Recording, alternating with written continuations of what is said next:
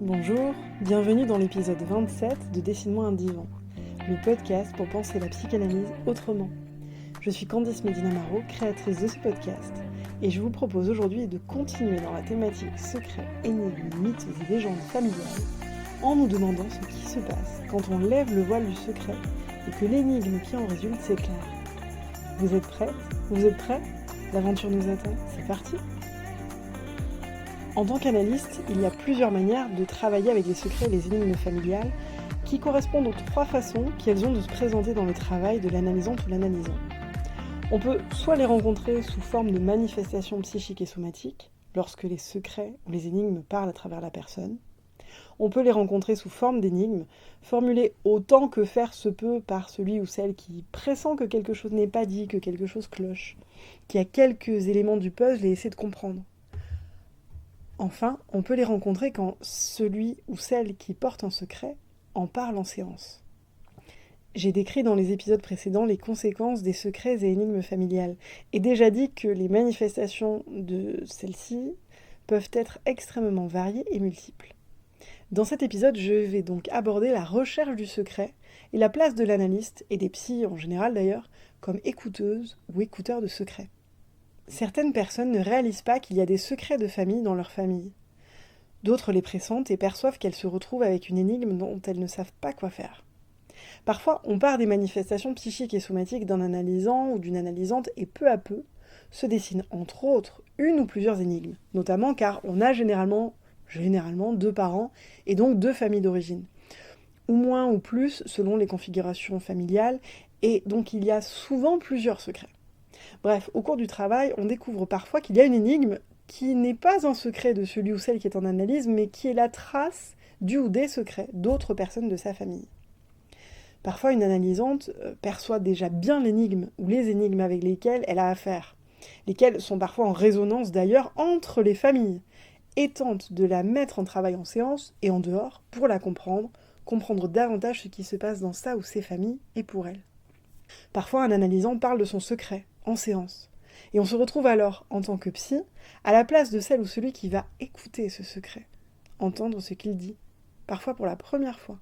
Car bien sûr, ce secret se sera manifesté de 1000 manières dans les dires, mots MAUX et comportements de l'analysant, mais il n'aura pas encore été dit avec des mots MOTS. Quelle est la place du psy alors comme écouteur de secrets ? Tisseron, encore et toujours lui, dit « Tout ce qui participe à lever un secret permet d'en lever d'autres. » La parole qui émerge, même si au fond elle n'est pas destinée à l'analyste, parce que l'analysante ou l'analysant se parle en premier lieu à lui-même ou à elle-même, et qu'elle parle à d'autres, elle surgit dans cet espace, dans cette relation-là, pas ailleurs, ou pas encore ailleurs, ou pas de cette manière-là. Elle s'adresse donc à un autre être humain, elle s'inscrit dans une relation. Une relation où s'est tissé suffisamment de confiance pour qu'elle puisse émerger. Cette parole qui peut enfin se dire dans une relation où elle sera entendue. On peut décider de dire ou ne pas dire. Mais cela se fait sans compter sur le fait que l'inconscient peut surgir à tout moment au détour d'un lapsus, d'un jeu de mots, d'une métaphore. À tout instant, le secret peut se faire entendre à l'insu, en apparence, du plein gré, de la volonté de l'analysante ou l'analysant. Ce sont dans tous les pas de côté, les à peu près, les ratages que nous faisons que notre inconscient se dit. Reste à savoir ce qu'il y a à entendre. Parfois, on expose des secrets de famille en psychanalyse, espérant trouver dans une mise en récit la manière de se les approprier, de les intégrer à son histoire, et aussi pour que quelqu'un les entende. D'autres fois, les secrets surgissent sans que l'on sache qu'ils étaient là, alors même que nous les portions en nous sous forme d'énigmes. Mais le récit reste toujours une fiction. Et non seulement nous ne dirons pas tout, quand bien même nous passerions notre temps à dire absolument tout ce qui nous vient, nous ne le dirons jamais vraiment parfaitement. Alors pourquoi mettre en récit ? Alors même que nous savons que la communication pleine, parfaite, totale, sans équivoque ni malentendu est impossible avec les autres, et qu'elle n'est pas toujours plus aisée avec nous-mêmes, alors même que jamais nous ne pourrons tout dire, nous produisons continuellement du récit. D'où nous vient ce besoin aussi impérieux qu'absurde de dire. En tant qu'être humain, nous avons toutes et tous ce besoin de produire du récit, individuel et collectif. Bien sûr, l'exercice est vain d'une certaine manière, car jamais nous n'aurons tout dit, et encore moins parfaitement. Mais il n'en est pas moins vital. Il nous permet de penser l'origine, le début de la vie, l'après-coup, la mort et tout ce qui se passe au milieu. Prendre la parole, parler d'un secret, c'est prendre un risque. Qu'est-ce qui va se passer quand je vais dire tout haut mon secret ? Qu'est-ce que ça va entraîner comme conséquence ? On ne le sait jamais à l'avance. C'est un risque que nous prenons. Un peu comme chaque fois qu'on s'apprête à parler, au fond, on ne sait jamais bien ce qui va sortir. Parler, c'est prendre un risque, mais c'est aussi prendre le pouvoir. Parler de son secret, c'est aussi prendre le pouvoir sur son secret. Ce n'est plus être tenu au secret, son propre secret, c'est en faire autre chose.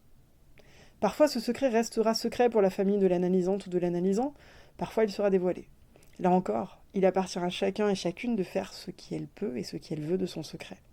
Ce ne sont pas nous, les analystes, ou les psys en général, qui décidons ce que celles et ceux qui travaillent sur leur histoire, et donc leur éventuel secret, en font. Ça leur appartient, toujours. Nous, on est là pour écouter, pour entendre le secret. Il appartient à celui ou celle qui le dit d'en faire ce qui est le plus juste pour lui ou pour elle. Ce qui ne signifie pas que c'est pour autant le plus juste pour son entourage. Je vais vous proposer un exemple qui est fictif, encore une fois, mais pourrait être réel.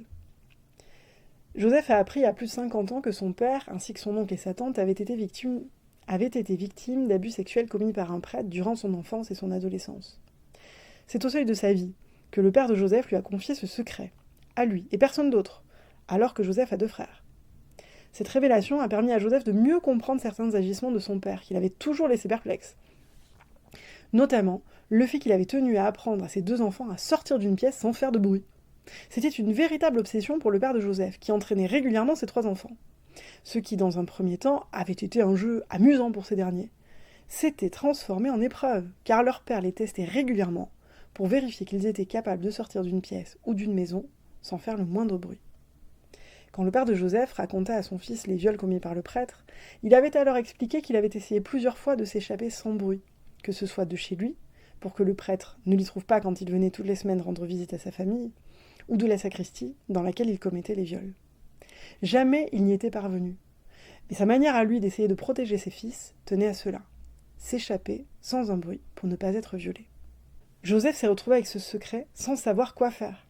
Devait-il en parler à ses frères, à ses oncles, qui étaient encore en vie, à ses cousins et cousines ? Sans compter que ça remettait en cause l'image qu'il avait de ses grands-parents, puisqu'ils étaient au courant, tout au moins sa grand-mère, étant donné que Joseph lui en avait parlé, mais que les visites du prêtre, qui les ramenait ensuite à la sacristie, avaient continué. Il s'est retrouvé avec des éclairages sur les comportements de son père, ainsi qu'avec des questions quant à ce qu'il souhaitait faire de ces informations. La question de la loyauté qui s'est posée pour Joseph n'était pas évidente. Devait-il être loyal envers son père, qui lui avait confié ce secret mais n'en avait pas parlé à ses autres enfants ? Devait-il être loyal envers ses frères, qui, eux aussi, avaient peut-être besoin d'explications et d'avoir quelques réponses sur cette histoire qui les concernait également, étant donné qu'ils avaient subi les comportements étranges de leur père ? Devait-il en parler à ses enfants ? Que faire de ce secret ? Le garder, le partager ? Que devait-il aux autres ? Et aussi, que devait-il à lui-même ? Autant de questions et d'émotions très diverses, qui ne manquent pas de se présenter quand un secret est dévoilé.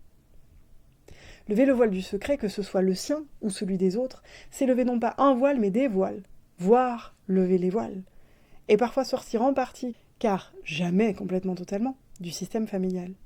En effet, ce n'est pas parce qu'un secret sera révélé que tout va pour le mieux dans le meilleur des mondes après cela. Ça va avoir une incidence sur chaque membre de la famille concerné de près, et on ne sait pas à l'avance ce que ça va produire. Et ça, c'est dans le cas où le secret est dévoilé à toute la famille. Parfois, un secret n'est dévoilé qu'à une ou plusieurs personnes, mais pas à toutes, comme ce fut le cas pour Joseph. Quoi qu'il en soit, le dévoilement des secrets de famille n'est jamais sans conséquence. Et c'est normal, puisque ça fait nécessairement bouger la dynamique familiale, et c'est même souhaitable souvent, car les secrets font systématiquement des dégâts. Tisserand dit que les secrets de famille ont toujours 2 portes d'entrée. L'une vers le traumatisme vécu par une personne à un moment donné, l'autre vers la façon dont une société gère ses catastrophes et ses mensonges. Et j'ajouterai donc que c'est la raison pour laquelle il faut également prendre en compte les réalités sociales et culturelles, qui sont celles des analysantes et analysants. Et elles sont différentes selon les générations, les cultures familiales et sociétales, etc. Et puisque tout cela concerne toujours au moins une famille, est-ce qu'on doit le travailler en famille ? Est-ce que ça existe d'ailleurs, la psychanalyse pour une famille ? Je vous propose qu'on ponctue là-dessus, et d'ici la prochaine fois, je vous souhaite de belles explorations.